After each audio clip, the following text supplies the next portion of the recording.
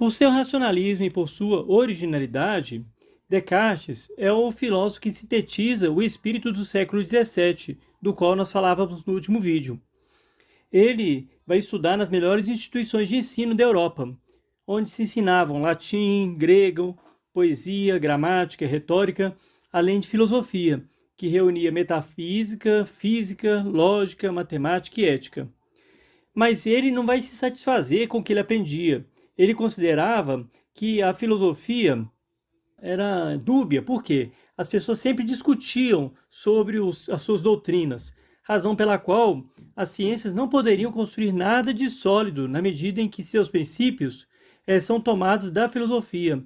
Essa base que, segundo ele, seria de fundamentos tão pouco firmes. É interessante a gente hoje considerá-lo um filósofo, né?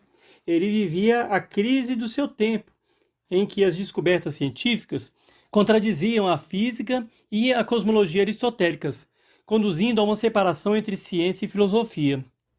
Mas ele não aceitava essa separação, porque ele tinha ali uma formação aristotélico-tomista. E essa formação oferecia um conjunto explicativo do universo com base na metafísica e na física. Para ele, a solidez do saber dependeria sempre da coesão e do encadeamento de todas as suas partes, o que o levaria a tentar resgatar o caráter de sistema do pensamento.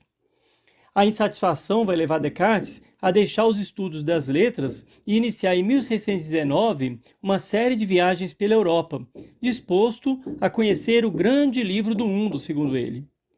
Em 1628, ele vai se instalar na Holanda, onde ele viveu por cerca de 20 anos, decidido a estudar também a si próprio.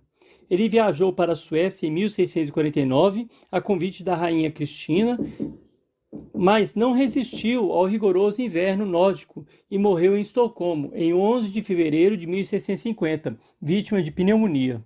Descartes definiu para si a missão de construir um sistema filosófico completo. Ele pretendia unificar a filosofia, o que era quase uma redundância, pois, para ele, a filosofia verificava um perfeito conhecimento de todas as coisas que o homem pode saber, tanto para a conduta da sua vida, como para a conservação de sua saúde e a invenção de todas as artes. Na sua obra Princípios da Filosofia, ele representa a unificação do conhecimento por meio da imagem da árvore do saber, na qual as raízes são a metafísica, o tronco seria a física e os ramos são a mecânica, a medicina e a moral. A metafísica tem aí, então, um papel fundamental. Ela é a base sobre a qual se sustentam todas as outras ciências. Por sua vez, a posição da física na árvore do saber revela a visão mecanicista dele sobre a realidade. Por quê? A física era o tronco do qual sairiam as demais ciências. Isso significa que a mecânica, moral e medicina serão explicadas tendo por base os corpos e seus movimentos. Então, a teologia, a gente pode perceber que está fora desse projeto cartesiano, marcando definitivamente uma separação entre ciência e religião. A possibilidade de unificar o conhecimento, isso é, de construir uma ciência universal, dependeria de se encontrar um fundamento comum a todas as ciências particulares.